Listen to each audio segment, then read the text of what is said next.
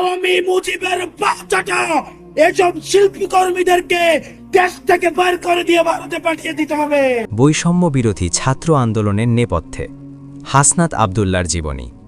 ২০২৪ সালের জুলাই মাস, বাংলাদেশের তপ্ত রাজপথে যখন হাজার হাজার শিক্ষার্থী অধিকারের দাবিতে সোচ্চার ছিল, তখন একটি কণ্ঠ বারবার গর্জে উঠছিল। তিনি হাসনাত আব্দুল্লাহ। সাধারণ এক শিক্ষার্থী থেকে কিভাবে তিনি হয়ে উঠলেন একটি ঐতিহাসিক গণ আন্দোলনের অন্যতম প্রধান মুখ। আজকের ভিডিওতে আমরা জানব হাসনাত আব্দুল্লাহর জীবন এবং তার সংগ্রামের গল্প। হাসনাত আব্দুল্লাহর জন্ম কুমিল্লা জেলায়। তিনি ঢাকা বিশ্ববিদ্যালয়ের ইংরেজি বিভাগের একজন মেধাবী ছাত্র। পড়াশোনার পাশাপাশি তিনি সবসময় সাধারণ শিক্ষার্থীদের অধিকার নিয়ে সচেতন ছিলেন। ক্যাম্পাসে তিনি একজন তুখোর বিতার্কিক হিসেবেও পরিচিত ছিলেন। তার বাচনভঙ্গি এবং সাহসিকতা তাকে শুরু থেকেই অন্যদের চেয়ে আলাদা করে তুলেছিল। ৫ জুন ২০২৪, যখন হাইকোর্ট কোটা পদ্ধতি পুনর্বহালের রায় দেয়, তখন থেকেই সাধারণ শিক্ষার্থীরা রাস্তায় নামতে শুরু করে। হাসনাত আব্দুল্লাহ শুরু থেকেই এই আন্দোলনের সম্মুখভাগে ছিলেন।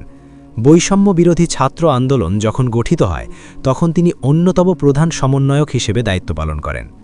তার দেওয়া যৌক্তিক বক্তব্য এবং সোশ্যাল মিডিয়ায় তার সক্রিয় উপস্থিতি তরুণ প্রজন্মকে ব্যাপকভাবে উদ্বুদ্ধ করে।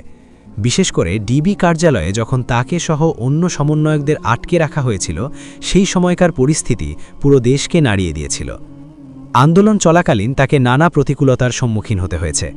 ডিবি হেফাজতে থাকাকালীন খাবার টেবিলে বসে জোরপূর্বক আন্দোলন প্রত্যাহারের বিবৃতি দেওয়ার যে চাপ তৈরি করা হয়েছিল, হাসনাত ও তার সহযোদ্ধারা তা সাহসিকতার সাথে মোকাবিলা করেন।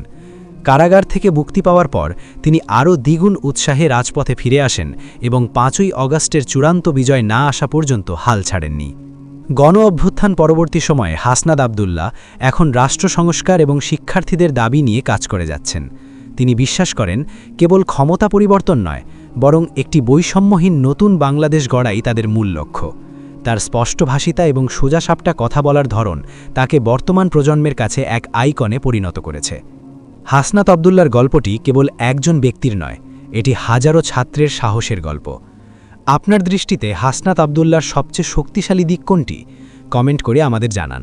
ভিডিওটি ভালো লাগলে শেয়ার করুন এবং আমাদের চ্যানেলটি সাবস্ক্রাইব করে সাথেই থাকুন। ধন্যবাদ।